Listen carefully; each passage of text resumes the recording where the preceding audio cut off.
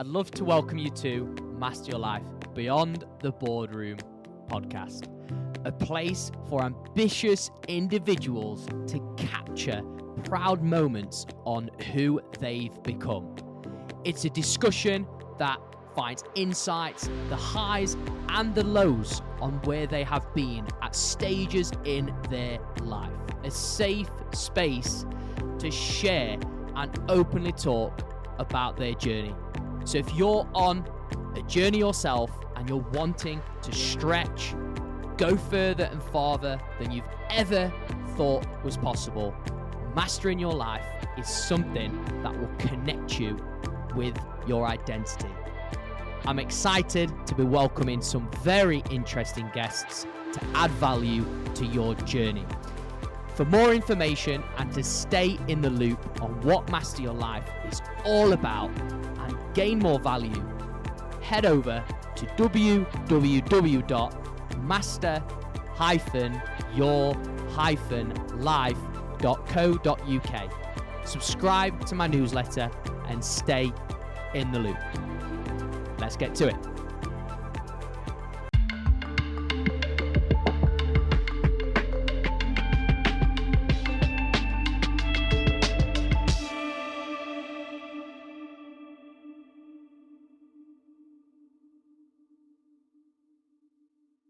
Hey everyone, and welcome back to Master Your Life Beyond the Boardroom. I am your host, Luke B. Stall, and the guest that we've got joining us today comes all the way from sunny Northern Ireland, but he's an absolute great guy. I call him an operator, call him a machine.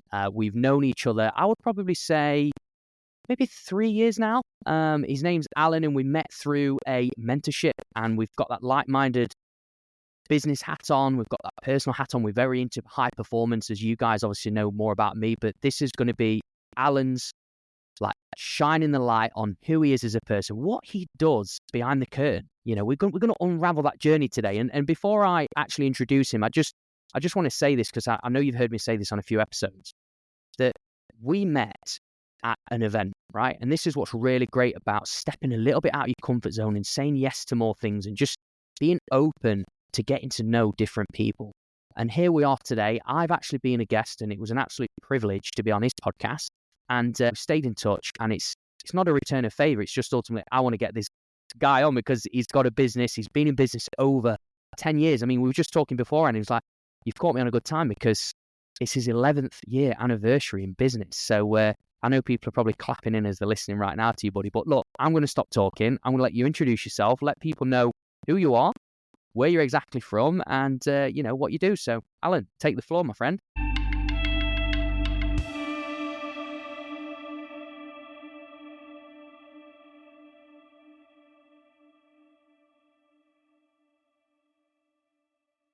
Thank you, Luke. Appreciate you having me. Really looking forward to this, I have to say. Really excited. I know we've kind of known each other for a while. We've been over and back. We're very aligned on a lot of things, and conversation. So for me personally, I am obviously from a fitness background. I started my own business 11 years ago. Cannot even believe it is 11 years. Time flies. Just goes so quickly. Literally started from the ground up, started with just basic fitness classes. We've done a long way. There's been a lot of setbacks, which we'll probably get into today as well. And there's been a lot of success stories. I've become an author along the way. I've published a couple of books. I've wrote for the Irish Independent, which is the biggest newspaper in the country. Nice. I've got to speak on BBC Radio, and I've spoken on News Talk, which is the biggest station here in Ireland. So I've done a lot of stuff. I came from a very working class background, grew up on a farm. Actually, one other thing I have to correct you, look, when you said Northern Ireland, it's actually the Republic. Sorry, I'm so bad, man. You're going to annoy a few people. You should have stopped me. I'm going to annoy people, yeah, very much. That's all good. Doesn't matter. It's all good. But yeah, that's kind of the background. Started off, I suppose, working in a gym was my starting point. I got a job while I was in college.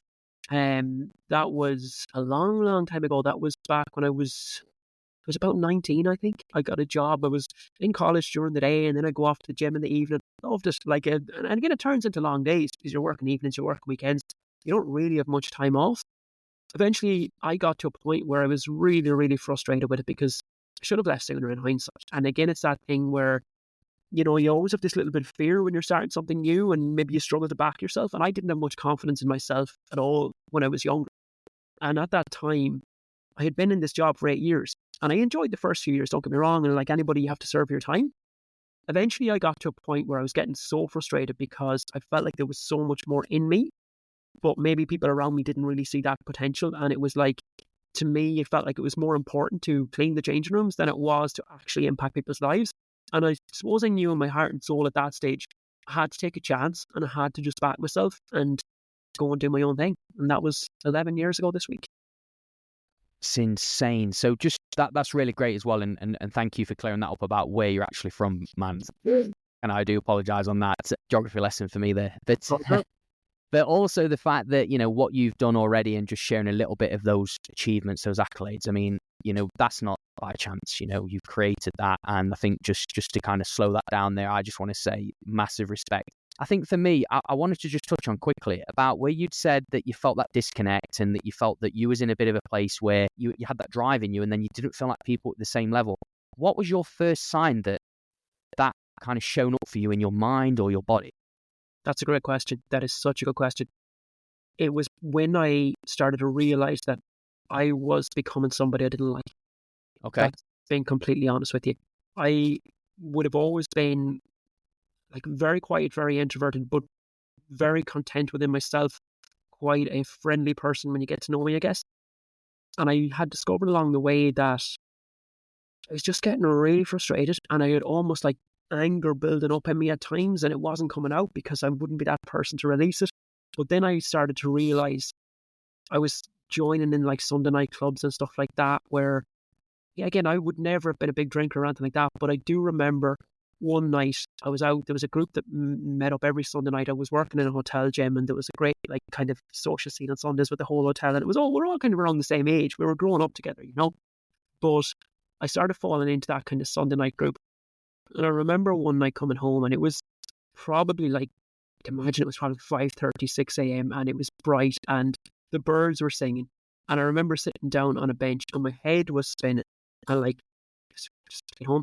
But even in that state, I just remember thinking to myself, Alan, what the fuck are you doing? Like, this is not you, you know? Yeah. And that to me was a wake up call that something in my life was out of alignment, that I wasn't happy.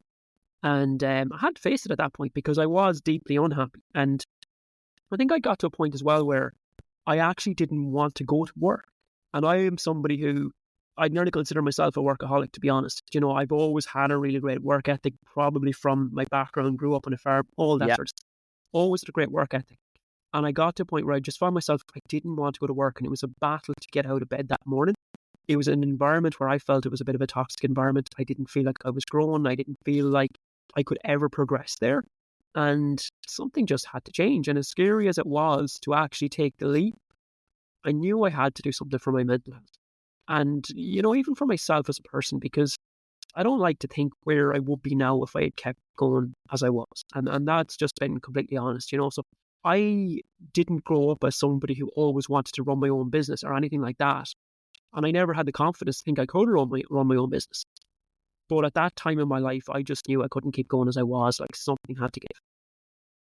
That's really great what you shared there, Alan. And obviously, I didn't actually know this about you myself, so I'm actually learning about you here as well, which is really good. And the reason I asked that question is because I just know people who listen into this are in a probably similar position to where you was, where, you know, you felt trapped inside yourself. You felt that I am capable of more. I know I can do more. I'm resenting my work a little bit. I'm a bit fatigued. I'm drained by the people I'm spending time with.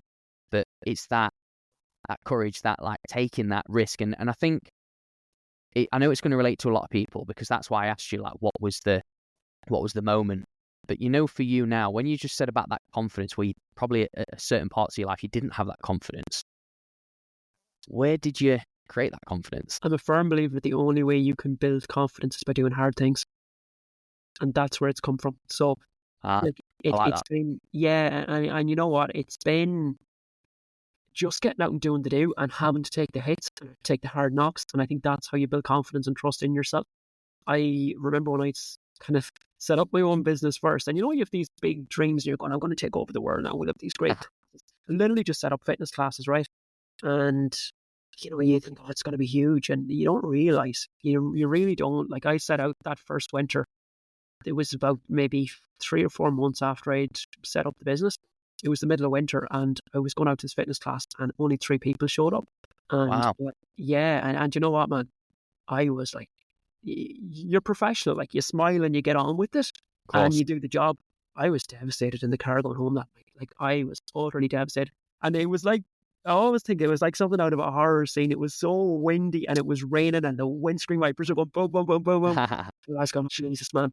But like, if you're asking me where the confidence has come from, it's from nights like that, because I know when I've been through that sort of stuff, I can handle anything, you know? So I do believe you really, really do have to take the hard hits to actually build confidence in yourself. And unfortunately, I think we live in a society now where people will try to avoid discomfort and avoid pain at all Yeah. costs. Where in actual fact, if you really want to progress, if you want to build a great business, if you want to get into great shape, whatever it is that you want to achieve, you have to be willing to sit in the shit sometimes and go, this is hard, this is difficult. And that's how you build that trust in yourself, by actually just those little things along the way, those milestones. You start to prove to yourself, I actually can handle this, I can do it. Over time, that confidence starts compounding. It's the same like your fitness background as well. You know, there were people that start off and they've no confidence whatsoever, and you see them like go out and they can run 2 kilometers. And to me and you, that's nothing, but to them, it's this huge achievement Oh, because yeah. they could do that, right? And then it's like, "Oh, okay, that's cool." And then they get to 5, and it's like this huge moment. And everybody says that first 5K was the best feeling ever, you know? Yeah, yeah. But with each little accomplishment, their confidence is building. So to my mind, like if you're asking where did my confidence come from, it's the exact same as that. It's just leaning into the difficult thing. And with each step along the way, you go, oh, you know, and I always even think one of the biggest moments for me actually in that regard was my first public speaking event. Like I was terrified because I had such a fear of public speaking. I was very shy. I was very introverted. And that was my Everest. That was the hardest thing I could have ever done, was getting on stage in front of an audience. It's like anything, your first time, it's probably not much good, right? But you come off and you go, I survived that. And then your brain starts to think a little bit differently, because you go, well, if I can do that, what else could I do? And to me, to my mind, that's how you build confidence. It's by proving to yourself that you can do that difficult thing and you can sit in it when it gets hard and you can come out the other side. Guys listening, just go back and listen to that again, because there's so much in that. And I think what stood out for me really is definitely where the society is, but avoiding that. I know we talk about step out your comfort zone. You know, people will say that a lot. You know, we obviously know it from like the fitness world. But again, what you just said there, I think just slowing it down a little bit and a step at a time. So for you, I know you kind of did take a massive, massive leap, but remember, you still then did strip it back, because that class that you first delivered, or the first few classes, or when you started in the winter months, 3 people turn up to a class. When anybody that has gone into this, like you say, I'm doing it, I'm going for it, I'm setting up my new business, and this is it, I'm now doing what I love, and it's great, yeah. And then it's like that feeling of then still trying to put that face on and keep those guys motivated and happy. It must be really challenging. And you know, for you, would you say in your life so far, would you say that has been one of your hardest decisions you made, going from the gym and being able to set up your own business? Yes and no. It was a huge decision, and it was probably one of the biggest decisions of my life. The reason I'm saying it maybe wasn't the hardest is because I was so unhappy. Like, something had to change. So that kind of, in some ways, alleviated it. But to give a little bit of context, it was 2013, so we still weren't fully out of recession. Like, there was, the unemployment in Ireland was huge at the time, and I had a full-time job and I had a mortgage to pay, and everybody was into me like, you're mad in the head to leave that job. But if I look back now in hindsight, with a business head on me, I would probably not advise myself to do what I did. Yeah. But like genuinely, like, I had no clients, I had no contacts, I had about 1,500 quid in the bank. Like, I had no resources, Okay. nothing. This is good. So, like, that was obviously a challenge, but I had such a desire to succeed. And I think when you've got that, you will find a way. So yes, it was a difficult decision.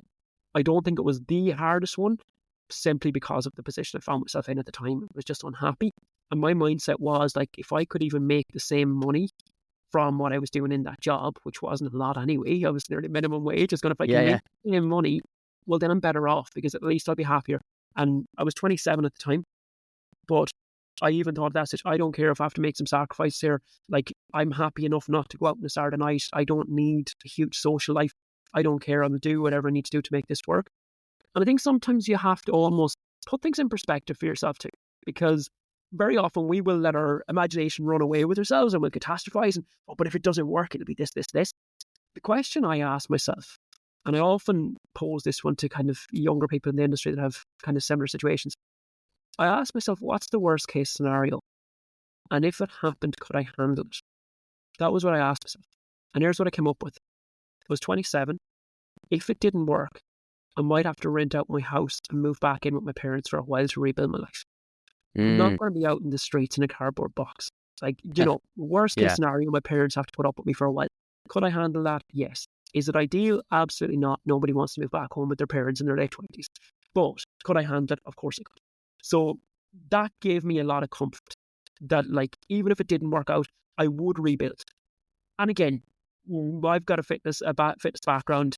I would have probably been able to go back into a gym setting at any point and get another job if I wanted to. So again, like, I think just asking that question, it gave me huge peace of mind. And like, I think if you're weighing up a big decision in your own mind, look at that. Look at what's the worst case scenario. Because sometimes we get really hyped up and go, oh, this is going to be great. I'm going to do this, this, this, this, this. And that's brilliant, like positive motivation. But you can get a lot of peace of mind as well and going, well, if shit did hit the fan, I could handle it. I think that was a huge help for me. That's a really great perspective there, what you've just shared, Alan, because I feel that, again, a lot of people don't necessarily either jump or look at where they are, like checking in with themselves. Obviously, you was really, really unhappy. You felt that, again, you was quite trapped inside of this body that you just thought, I'm different to these people. I feel like I'm growing. I'm outgrowing them. But you had actually, again, slowed down and brought that awareness of, okay, so if I am to take this big leap of faith, and what is the worst case scenario? I don't feel that, I know it sounds so simple and probably people go, yeah, think about that, but actually really getting clear on it, I think would definitely help a lot of people, especially if they are like what you was doing. You didn't want to get up in the morning to work, you felt tired. I mean, I just now want to know, because you shared that a yes and no on was that the hardest decision? What has been the hardest decision in your life and business so far? Whoa, that is a tough question. What has been the hardest decision? This might sound like it's not a massive one, but it was for me, was pulling the plug on the fitness classes. I think that was actually the hardest one, because that was an emotional decision as much as a business decision. Like, just to, I suppose, give a little bit of background again, I'd obviously started off very small. I was really struggling to get these classes off the ground in the early days, but eventually we got a bit of traction and I reached out to a lot of people. I did stuff that was way out of my comfort zone, like in terms of I would cold call people. So we have something over here called Operation Transformation. It's a TV show. It's on every January. As you can imagine, it's about people getting in shape, so on and so forth. Nearly all of the GAA clubs in Ireland run their own little version of it as a fundraiser every January alongside the TV show. So it's a way of, I suppose, getting funds into the clubs.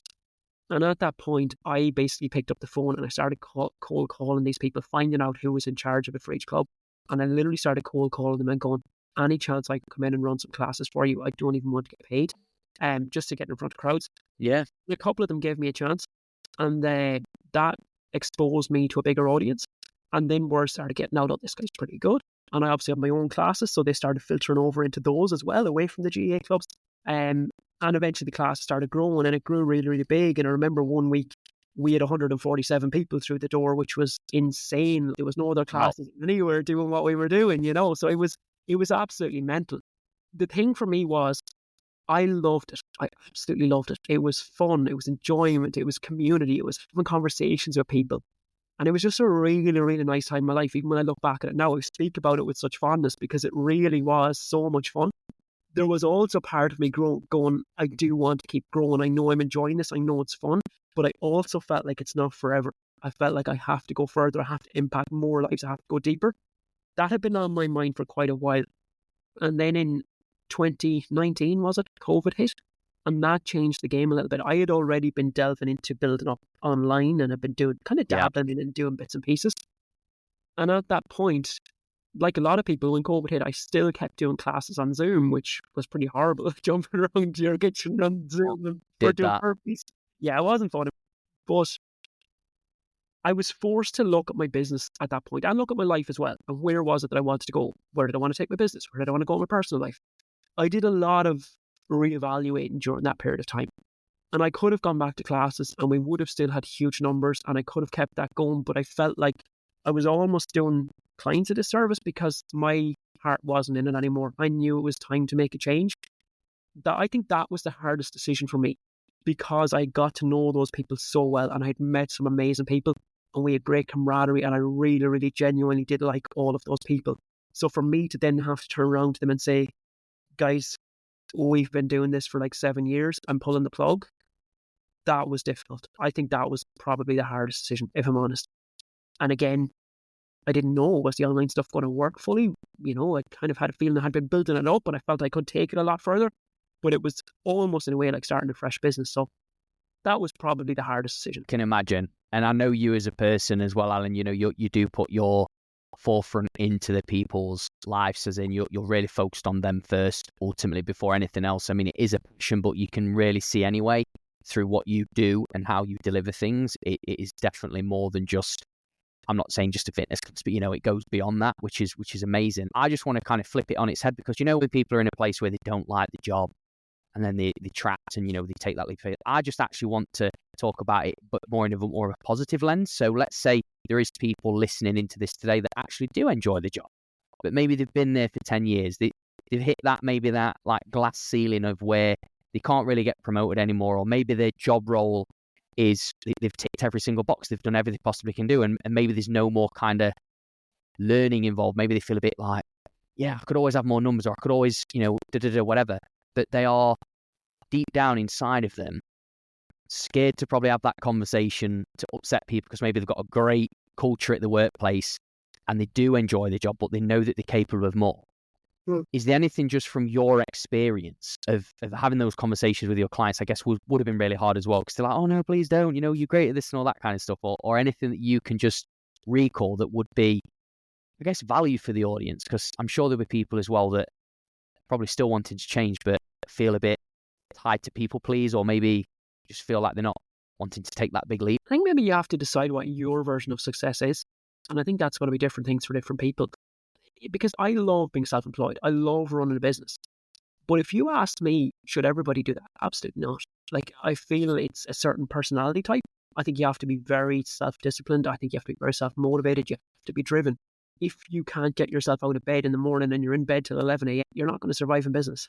I don't mean to sound harsh, but you're not. That's the reality of it. So it's a certain personality type. But then there are other people that are more than happy in their 9 to 5 and that fulfills them. And maybe work is just about bringing a few quid in so they can enjoy their life outside of work. And if that's you, then you've got it nailed. If that's what keeps you happy and that is, that's where you're at.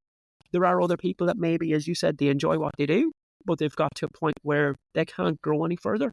That's probably the position I was in when I left Gem Job and set up my own business. You kind of have to just take a leap of faith at some point if that is you.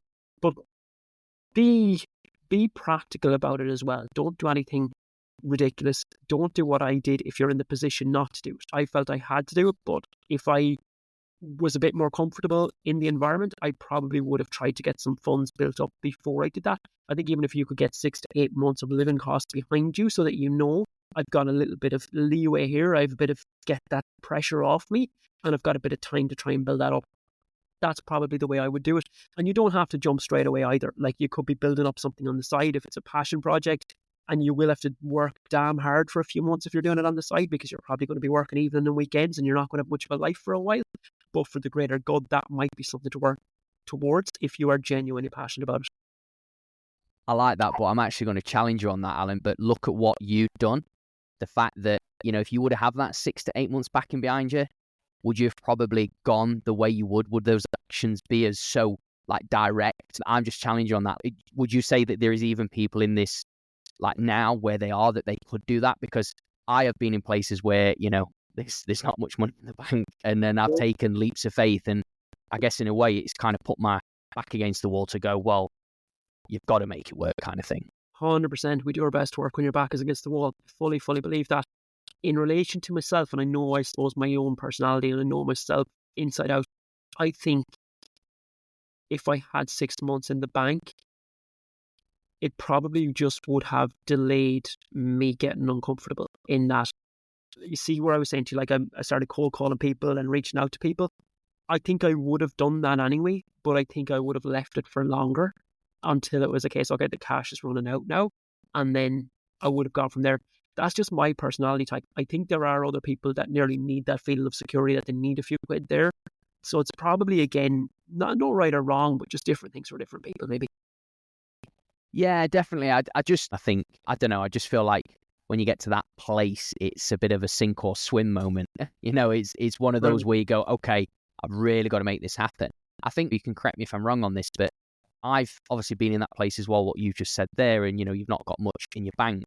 And now I would also be saying to people, and I'm saying this now as being a father, right? I've had people ask me and go, oh, Luke, I'm looking to settle this business. And they're obviously fathers as well, or mothers. I'd go, yeah, make sure, you've got at least 6 months behind you. Make sure you've got a bit of cash flow. And then before you take that leap, obviously, but prior to that, before I came a dad, I was like, go all in. Just go all in.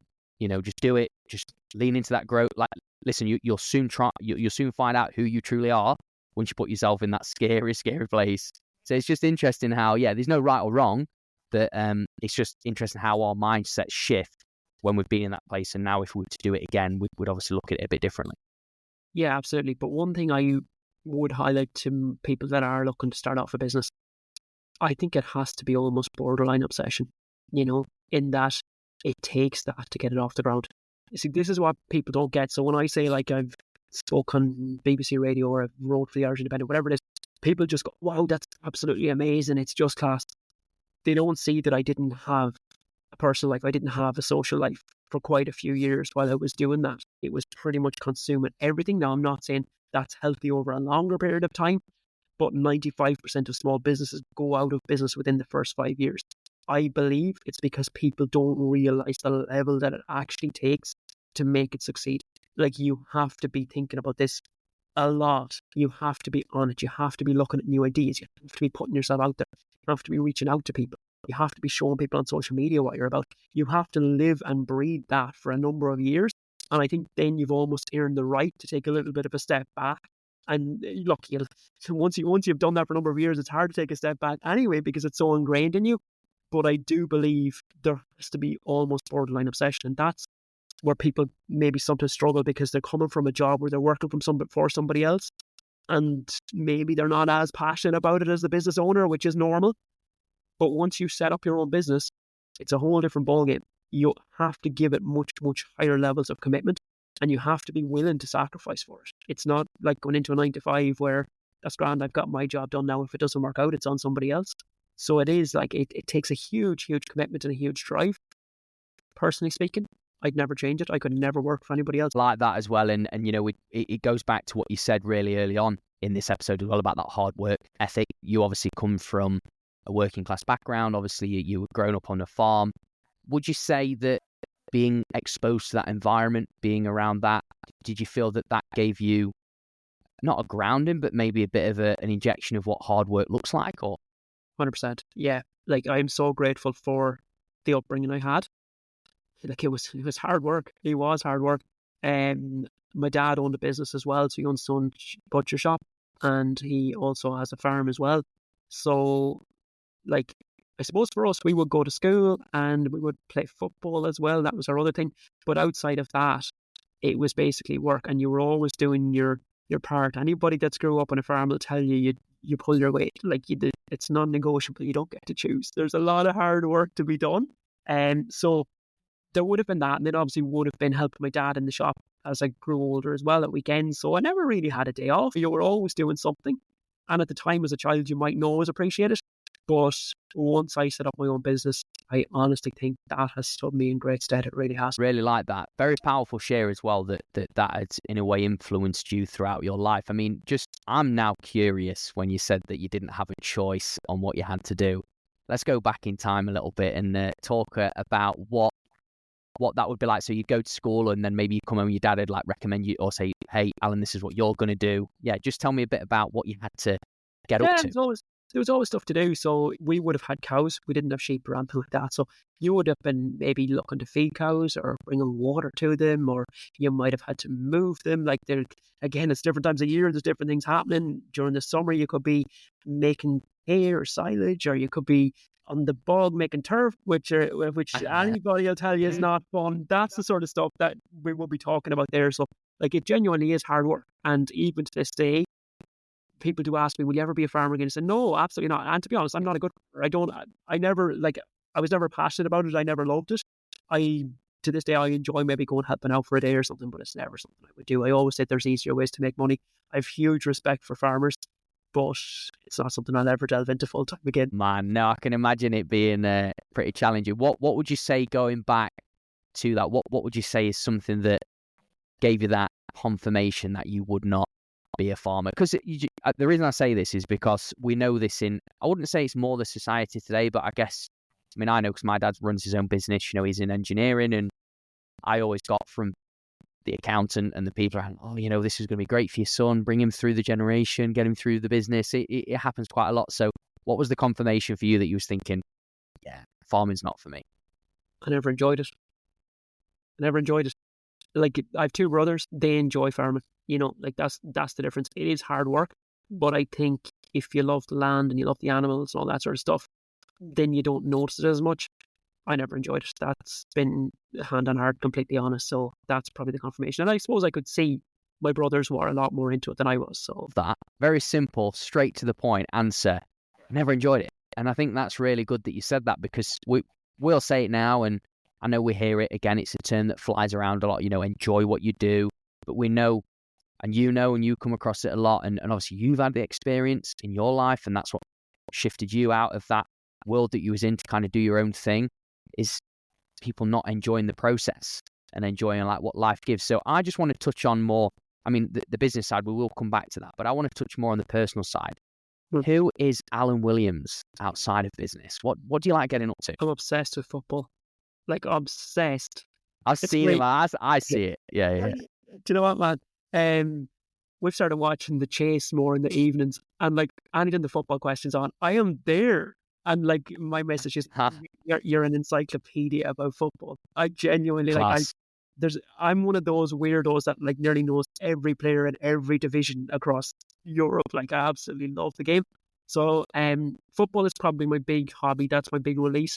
And I do feel it's important for everybody in business to have something that helps you de-stress and switch off. My local club is Sligo Rovers. They're in the Irish Premier Division. Go to games every single weekend, travel to away games as much as I can. And then, like most people, I watch the English games on television as well. I watch the Premier League. That's my big pastime. Other than that, I'm actually quite introverted, believe it or not. And people struggle to believe that because I suppose they see speaking on stage and everything else. I need quiet time to myself a lot, and probably more than most people do. I love getting out, walking the beaches on my own. I love getting out for a run to clear the head. That's kind of my thing. I've took up surfing, which I adore as well. I'm absolutely useless at it, but I love it. But you know the reason I love it, Luke, and I've been saying this to everybody. I don't care if I'm useless at surfing for the next 10 years. I love because it's the stress management piece. Like, I go out in the water and you come back a totally different person in a couple of hours' time. Like, it's like somebody's just hit a reboot on you. It's just so good for the mental aspect as much as anything else. That's the biggest thing I get from surfing. And the other reason I love it is because I suppose I'm high performing in a lot of areas of my life, and I work with a lot of high performers, so it can be quite intense. And I feel like you actually need something that you're not good at. And for me, I love the fact that I can get in the water and leave my ego aside and be the worst person there. And like, sometimes you're in groups where there's 10-year-old kids and they're doing flips on the board and they're a different league to what I am. I'm going, I love being useless at this. I don't need to put pressure on myself here. This is okay to be crap. And that's what I love about surfing. I mean, I love that way you just said it. Imagine it. You said, I love being crap. You know, I mean, who in this world, Alan, you're in the 1%, my friend. But, not many people would say I love being crap at something. But I do understand it, and I can relate to it. And that's kind of the reason why, I've taken on like running in the mountains and, taking on these big challenges, because I mean, it's more resilience than anything, and it's challenging the brain to kind of go through that endurance. But I think as well, like what you've just said, not making a fool of yourself, but not caring about what other people think, but just doing it for you. And I guess because you're somebody that is in high performance, and I think anybody that is comfortable or working with people that are constantly going for more, more, more. I guess in a way, you've kind of stripped it back and you're kind of starting all over again with something completely different. But I want to know what brought you to surfing, of all things. Where I live in the west of Ireland, surfing is actually huge. It's one of the most popular spots in Europe actually for surfing. So we have some incredible scenery around here. Like surfing in Strandhill here beside me is like everybody does it. It is absolutely huge. And people were asking me, like, you have people visit. Like, I've seen people that come. I worked with a couple of lads, for example, that moved over from Spain to go surfing specifically here. So they would come over for like the whole summer to spend in Ireland surfing. And like they'd be asking, people asking you all about, hear all about the surf out there, and I'm going, done it. So that was where I was going, I have to actually just go and try this. And it was like anything, like you go in, geez, I'm weary, because I'm not a good swimmer either, by the way. So I'm kind of getting into the water going, Jesus, this is kind of terrifying. But you get in once and like you're just getting knocked off the board and you're getting battered around the place. But you feel so good when you come out. Like I don't know what it is about the water, but you just, like, it's so, so good for the soul. So I was kind of hooked after I went in the first time, and you kind of come out, you go, Jesus, yeah, like that was hard. I'm not good. But there's something in you going, just go back and give it another shot. And then when I did that, like there was no going back. I was like, I absolutely love this. I really like that. And that's mental that people, are coming over from Spain and stuff like that to come and surf. But that's obviously around you. Again, you're exposed to it a little bit. And now you've just decided, I'm going to give this a go no matter what. Just play with it. Obviously, you've expressed about, being introverted, but a lot of people don't see you as probably being introverted. I guess just from like a personality point of view, what's made you introverted? But I guess what has made that be something that you clearly say to people? Because I mean, I would say when I first met you, you have got great energy and you're very outgoing. You seem outgoing and you speak really well. So I wouldn't have said from that first couple of seconds of meeting you that you are introverted. I'd probably say these days I'm more of an extroverted introvert, if that makes sense, in that I've had to develop that side of my personality for the business and for what I do. I would have been much quieter growing up. I was very shy. I was actually bullied in school for a while as well, which obviously knocked the confidence a little bit more. When I went to college, even like didn't enjoy the social aspect. I know everybody in third level education that loves the nights out, whatever. I got a job working in the gym, and that was more my thing. Like rather than going out socializing, I would actually just go with headphones on in the gym, and much happier at that. I suppose it was really once, like you said earlier, when your back is against the wall and you have to do something. That was kind of where it went for me. And like there was a couple of incidents along the way. For example, there was another time I remember where one of my mates was actually out gigging in Spain for the summer. He can play the guitar and sing a few songs. So he was out like at one of the holiday resorts, whatever. And I was in communication with him, and I was still in this job at the time, and I wasn't very happy. And he said to me, I should come on out here for a week and do the world of good. And I was kind of thinking about it. I wasn't feeling great myself at that time, and said, sure, Jesus, what harm can it do? Like, so I went out, and I remember he was doing his gig, and then after the gig, there was a few people sitting around drinking, and there was probably 4 or 5 of us sitting around the table. And I was really, really quiet, and I can get like that sometimes, especially in groups of people I don't know, where I could literally like go 20 minutes without speaking or without contributing to the conversation. And I was there sitting there thinking, like, this is ridiculous. Like, will you say something, And eventually I did say something. I can't even remember what it was, but I do remember one of the guys, because they were getting a bit boisterous at that stage. There's a few dregs in. And he was like, he does talk. And everybody has this big laugh. And like, I was mortified and like tears nearly in my eyes. And I was trying to cover it. So that was one of those moments where I was going like, something has to change here.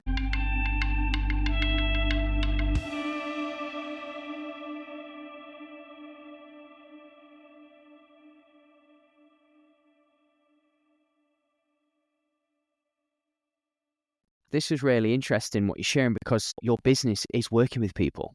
Yep. You've got to be able to communicate. Obviously, you've got to have, I'm not saying you have to be anything, right? You're obviously being yourself. So with all of this, like where you said, you wouldn't like work the room. I mean, come on, we know this from like sales talk and like, yeah, work the room or go around and talk to people and nurture them and get their contacts and exchange business cards, all that kind of stuff. We know all of that. So for you, I'm not saying like what's your secret tactic, but obviously you being somebody who's introverted, and just for somebody maybe who's listening in who's introverted as well, and maybe does like their own space and maybe just I'm not saying it happened for you, but maybe I know when I've spoken to people who are, when they talk to a lot of people, they're really exhausted, they're tanked, they're like, oh, they're just like completely exhausted. What, not tactic, but what works best for you in your industry, working as a fitness coach, to I guess, get in front of these people and have those conversations when, you said that you tend to just sway to one person more than the room. Yeah, do you know what? I'd be good in one-to-one conversations. Right. That's never a problem for me. And even now, even though I specialize in online coaching, I have very, very close relationships with every single client I work with, and I speak to all of them individually, and I love that. And to be honest, then once I'm in a situation where I like people and I'm comfortable, and especially in that coach-client situation, I have no problem at all getting up speaking about stuff that I'm passionate about and that I love. It's where maybe you take me off into other areas that I'm not so confident in, or that I might not be as proficient in, that I'd probably just take a backseat and let somebody else, take over, whatever it might be. But yeah, I do think as well, it's being comfortable with challenging yourself and doing difficult things. And like speaking events, I still get so nervous before I do them. And I've spoke in front of crowds of hundreds. There's one gig that was even over 1,000 people there. I can do that stuff, but like I have a video of there was a gig I did there. There was over 1,000 people, but before they opened the doors, I walked out and did a video of the venue, just the empty seats. You can see in the video my hand is shaking, like the video is all over the place. I still get very, very nervous. I can manage it a lot better now, but what I've had to train myself is always like, this is about the message and it's about impacting people and it's about helping people. It's not about me. And I think when you approach it in that way, it takes some of the pressure off you. You're not focused on what do people think of me or what if I make a fool of myself. I've got knowledge and I'm here to share it and I'm here to help people. And when you frame it like that, it becomes worth doing. Definitely. And it comes back to even, I think as well, just hearing you share that about that obsession part. Let's just think about this again. You're somebody that's introverted, right? You love spending time on your own. However, you're in a business where you have to be out there. You're in a business where you have to have conversations with people, especially in the online world. If you're not having conversations, you can't just sit back behind the screen and expect people to kind of queue up to work with you, right? But then also what you're doing is you're stepping in front of thousands of people, hundreds of people, and actually sharing a message and something that you're really, really, passionate about. But that comes back, I think, back to the obsession, because it really has that in you to be like, I am so good about it. Because I'm not saying this in a bad way to anybody, that kind of is listening and saying that they're introverted, but I feel that sometimes people hold themselves back from going after things such as like what you're doing because they're telling themselves that they're introverted. Yeah, do you know what? One frame for me as well that I think worked quite well was, what's on the other side of this wall? So you can say, there's a wall, I can't do that. It's too big for me. I can't climb that wall. If I can make a little list of what's on the other side of it, I would have never got on stage to speak, only for I'm looking at, okay, I'm going to impact a lot of people, which is the reason I've started doing this stuff in the first place. I'm going to get in front of audiences. That's going to help so many people. It's going to transform a lot of lives.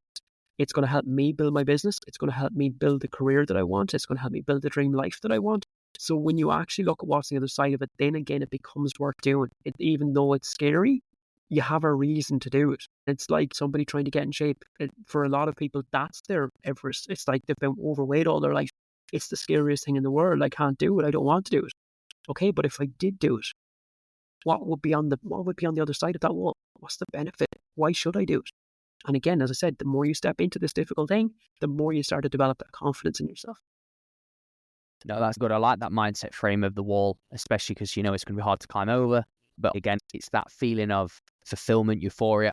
I've kind of achieved something. I mean, you've had many, many achievements throughout your life. But what has been the standout achievement where you look back on and go, oh, if I could relive that moment, I would love to go back there?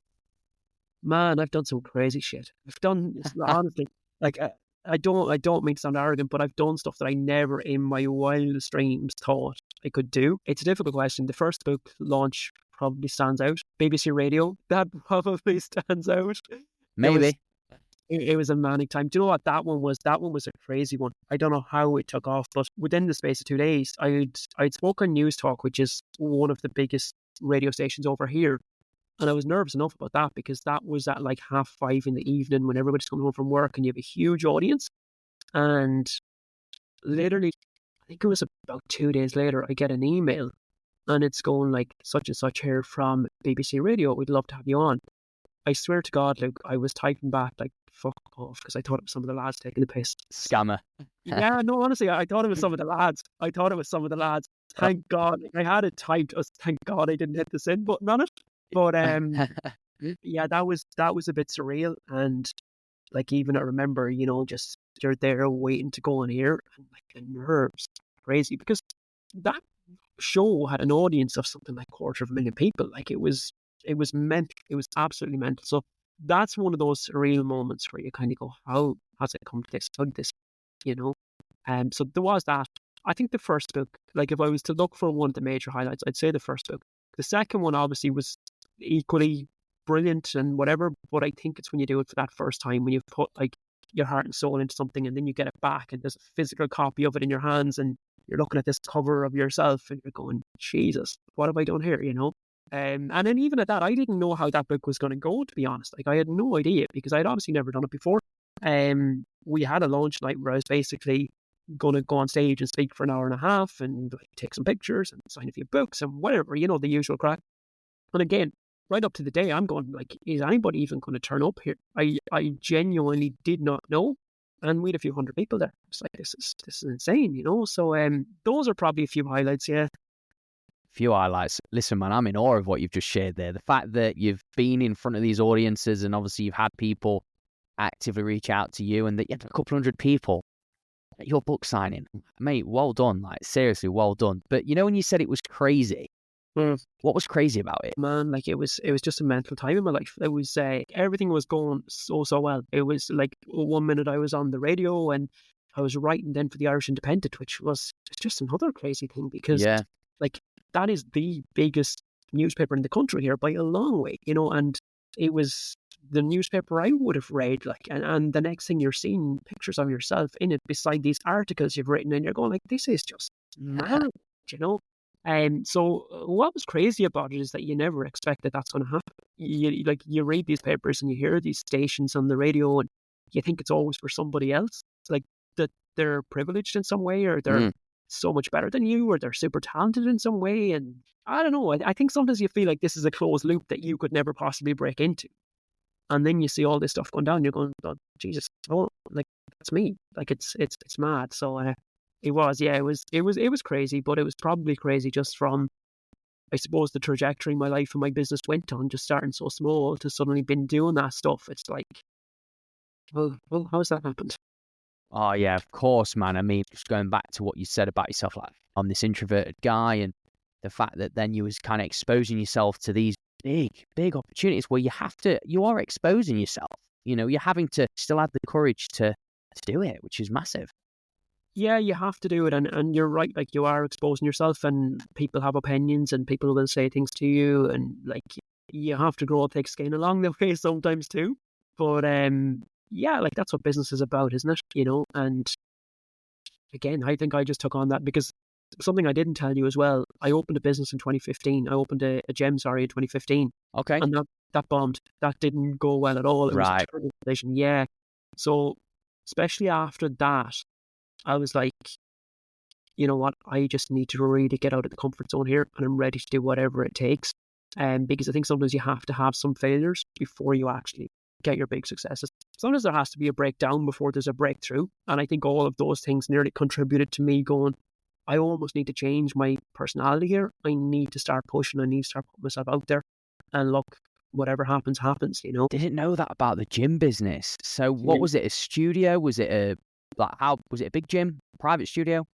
It was a bad business decision. That's what it was. Uh-oh. Yeah.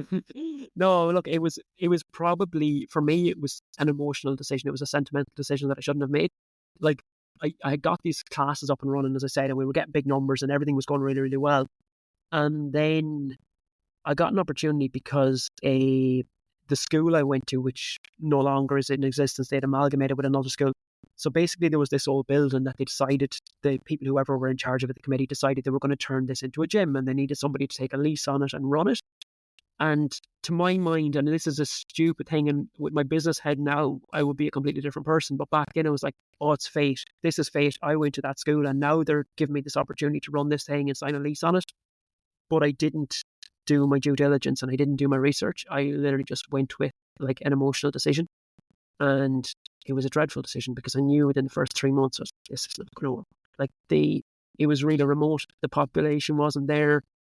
It was big GA country as well, and all they typically done was GA and running, and felt like I was nearly introducing weightlifting to a whole new people. I was like, in time this might work, but it's going to be the next person or the person after that before it actually catches on. So, that was at that point. Like I decided I had always signed a 12-month lease, thankfully, but in the first 3 months I knew it wasn't going to work. And my question to myself then was, how am I going to make the best of this?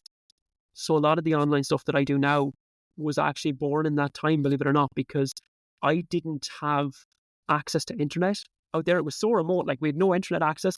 I didn't have a television. I had no phone signal. So it was literally just me in this gym. And I decided I'm just going to read every day and I'm going to take my pen and paper and journal on stuff. And I started planning stuff. And like we have the Elevate program now, which I work with clients. That's where that was born. I started putting that together, the basics, like back then. Now it's obviously evolved and changed an awful lot since. But that's where the original notes were made for the Elevate program. And we're going back to 2015, right? Yeah, 2015, yeah. That's insane, man. The fact that you just said that, I'm so glad you shared that, because I think just for people to hear that, I know we'll be like, you're joking, come on. No phone signal, no TV. You just sat there with a pen and piece of paper, but then you looked at that 9-month window and was like, this is time that I can use to invest in looking at my next kind of part of my journey, which I think, by the way, again, falls back to your ethics with being hardworking, really going after your obsession and understanding that you've made mistakes, you've had pitfalls. It's not been smooth. It's not been like, all right, yeah, now I'm setting up a business.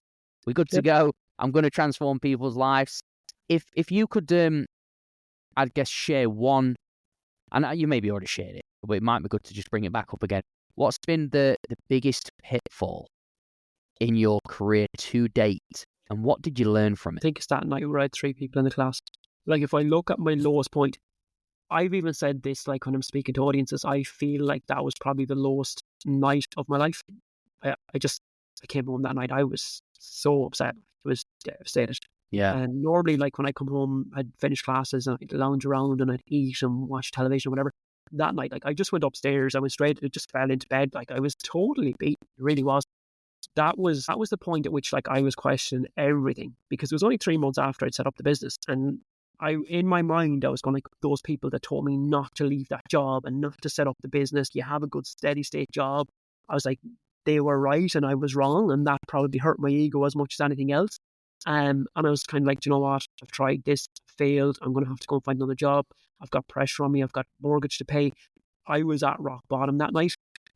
So in terms of the biggest hits or the biggest setbacks, it's that one. There have been others along the way, but even with the gym, had built up some financial security because I had classes like that were going well. But going back to that night when I had the 3 people in the class, I think that was my lowest point. And then I kind of woke up the next morning and it was that sink or swim moment. It's like, you've put so much time and energy and effort into this and you're genuinely trying hard. Are you just going to throw it away and are you going to give up? Or are you going to find a way to keep going? And that was the option I took. So just sat myself down, look, and I said, like, where is it that I want to go? What is the goal here? And why is it not working right now? What do I actually need to do? And I was really like honest with myself. And similar to somebody starting a weight loss journey, you have to be fucking honest with yourself and look in the mirror and go like, there's so much stuff out there at the moment, like, like body shaming and everything. But like, sometimes you got to go, the reality is here, my health is fucked if I don't do this, and that was the same with me with my business, So I kind of had to sit myself down and go, well, look, I need to look myself in the mirror. What's actually holding me back here? What am I going to have to do to move forward? Yeah, that I think just what you shared there and those questions as well that you was asking yourself and things that you were saying to yourself about being so honest with yourself. I think that's probably what a lot of people are hiding from. And I think just going through all of that, I can imagine it being so, like you say, ego tarnished in a way that you had 3 people, you come home, you was upset. And then you had all this reflection. Obviously, you took the choice to go, I ain't giving up. What did you learn from that experience of going through that really tough time? Get out of your own way. is probably the biggest one. Yeah. Get out of your own way and reach out to people that can help. But another thing I would say, if anybody finds themselves in that situation, don't do what I did in terms of like bottling it all up and keeping it to yourself, because ego can get in the way sometimes. And like people would say, "Oh, how are things going?" And I'd be smiling, I'd be like, "Oh, good, yeah, I know we're doing these classes here, there, blah blah blah blah," and like taking on this huge burden on myself and not sharing it with anybody. And I was the same with family, friends, everybody. No, everything is going great. Like even the people closest to me, I wasn't being honest with them. Like I was telling them, "Yeah, no, it's all going well. Everything is going great now. I've set up this business and I'm the man," and blah blah blah blah blah. In reality, I was a shit show. Like it wasn't going well at all. So I would say, from a mental health perspective, be open with people close to you. Obviously, don't go on social media and say, "My business is really struggling here, guys," but like have honest conversations with people you trust that are close to you, that can actually maybe just soundboard stuff and give you some support. And that would probably be what I would say for people that are in that situation.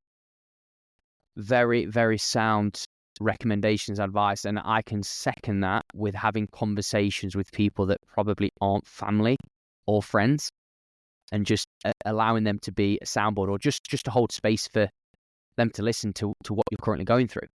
Yep. And they might pick up something or say something, and then bring it back to you or relay it to you or repeat it to you. And you could go, "Actually, yeah, I'm seeing a bit of a recurring theme here. It's a bit of self-sabotage," whatever it may be. So I really like what you've shared there, Alan. And, this episode, by the way, so far has been literally insane, but we are unfortunately getting towards the end. So it's sad, man, but at the same time, I think that the power has been through this in terms of what you've shared. But before we kind of get towards the end where people can obviously find you and discover, what your program is and stuff like that, I just would love to ask you, because I ask every single guest this question, and I really love to hear their terms, their definition of it. So, Alan, what does mastering your life mean to you? That's changed over the years. I'm going to give you a very different answer to what I would have 5 years ago. 5 years ago, I would have said, I want to be hugely successful in business. I want to impact as many lives as I can. Those things are still relevant. But right now, it's about being happy and contented and having freedom in the middle of that. And that I've got a bit more of a rounded life, because I didn't have that. Like, I've done the business stuff, I've done the career stuff.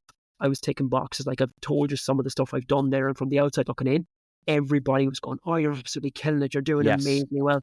But you know what? Look, people actually, they almost want the next scoop, and they go, "What's next? What's next? What's next?" Yeah. And then you start putting yourself under pressure, because you're going, "I have to better what I've just done." And like, you can't keep doing that, So for me, it got to a point where I was going like, I actually have to start looking after myself here, because I was getting a little bit anxious. I was getting a little bit stressed. And now my success is, can I have a great business without, an impact on a lot of lives, and honestly giving as much as I can to the business, but without the stress, without the huge levels of anxiety.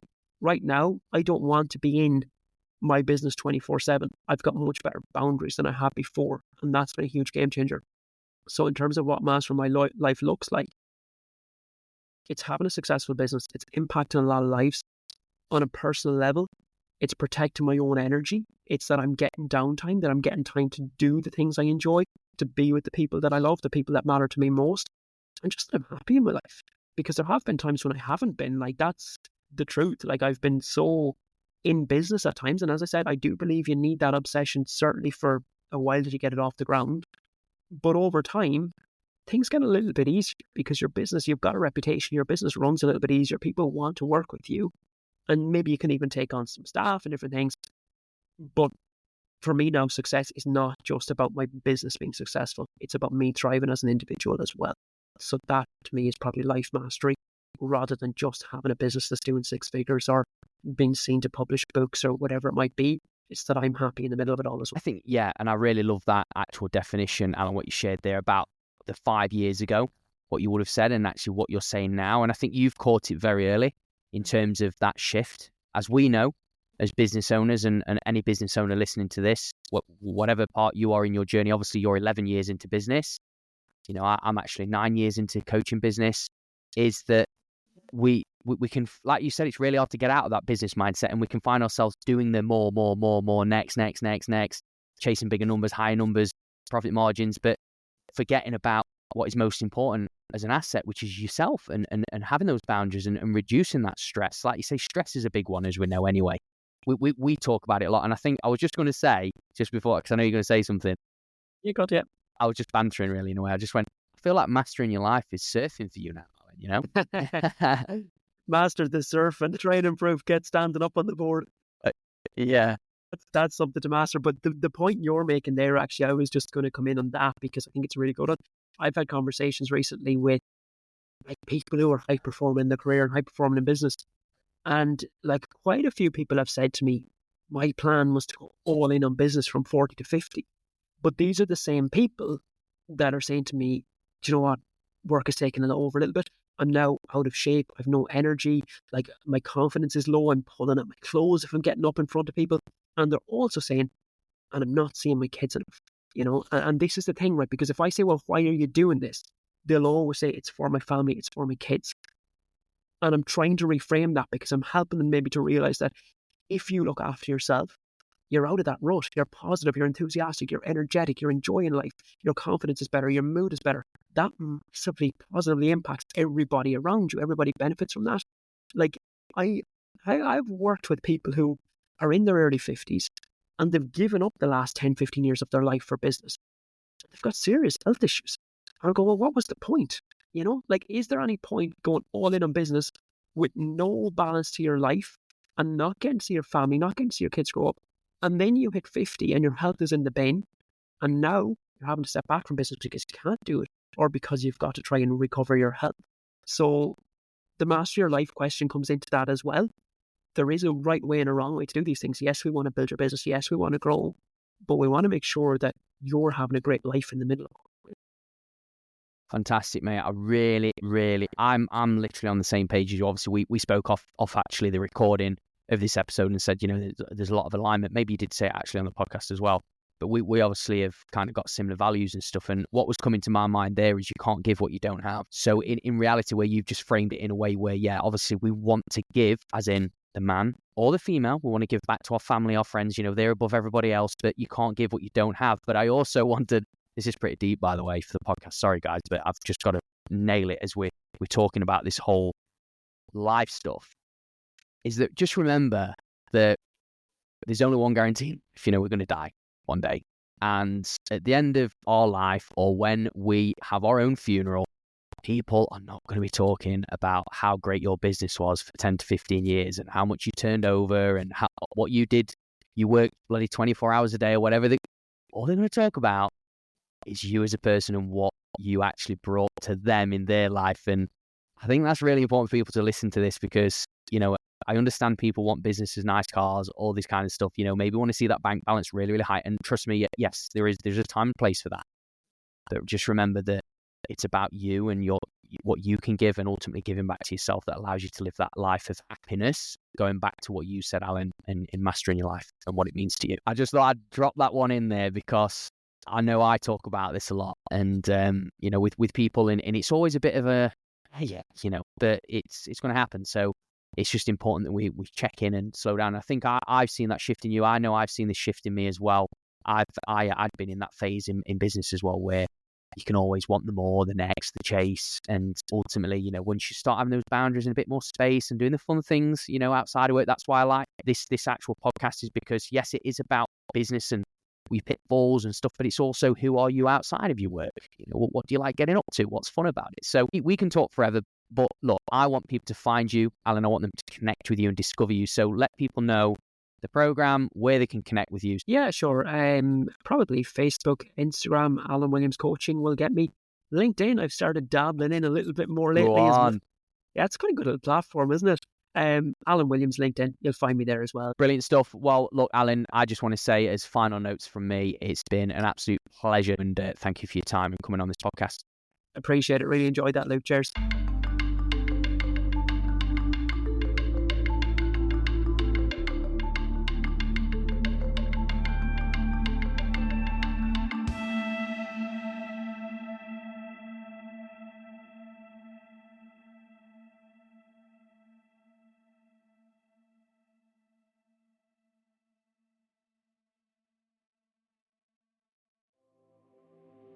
thank you so much for tuning in on this episode.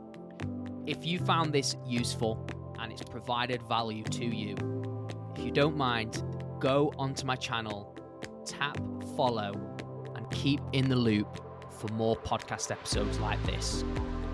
And if you want to go one step further, please leave us a positive review. It would mean the world to us, and it would help spread the message to many more people. And also, if you want to go that one step further again, tag us on socials, drop us a message. I will always respond. Look forward to seeing you on the next one.